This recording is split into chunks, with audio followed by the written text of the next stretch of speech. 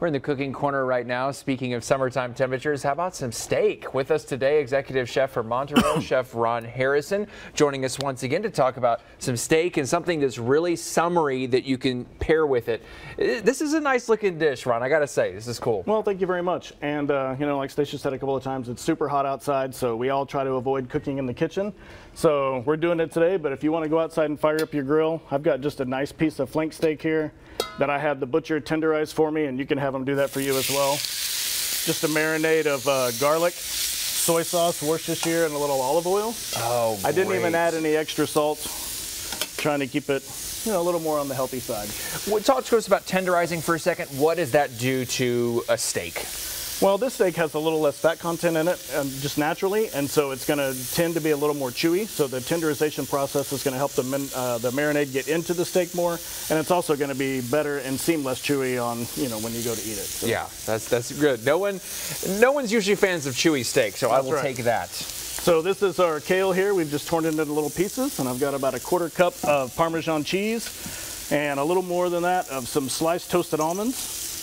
And this is just a simple lemon vinaigrette, and you can use any vinaigrette, but the trick to a kale salad is having a vinaigrette that's a little more bitter than the kale. Kale tends to be a bitter green, so if it's more bitter than the green, it's going to actually make the kale taste sweet for you. So really? Okay, so it's kind of like it's kind of like I can be worse tasting than the kale. That's right. No, it's like a wine pairing. You want to try to outdo whatever you're eating.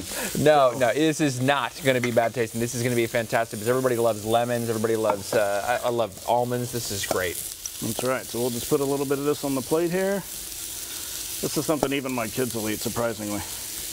Oh, yeah. If you do kale right, it is absolutely good. It's fantastic. So this is just some heirloom tomatoes. I've got some beefsteak and some yellow goldens here, some sliced red onion, fresh basil, balsamic, and olive oil. Wow. And this is the best steak sauce you'll ever have. It's so good. Yeah, and it's super colorful, too. I love the colors. It just you just think summer. You're just thinking summer. So we'll flip this guy over. And anytime with a steak like this, we want to get some nice caramelization on both sides, and then we'll slice it on the bias. You can see the tenderization process. Also, you can see the grain marks, so we want to slice that against the grain, and that'll make it even less chewy. So really tender and nice steak. And so we're going to be slicing it, I guess, with the grill marks in this case right here? Correct. So just against the grain there in the meat. So. All right, so of course, with the magic of television, maybe we don't get all the cook time that we want on the steak, but my gosh, I mean, this is just smelling so amazing, and who doesn't love garlic? That's right. Steak? So we just take a couple of slices of the steak like that. We'll lay them out. And this is really going to impress your friends here too, if you lay it out like this. That's right. And a little bit of onion on there with you.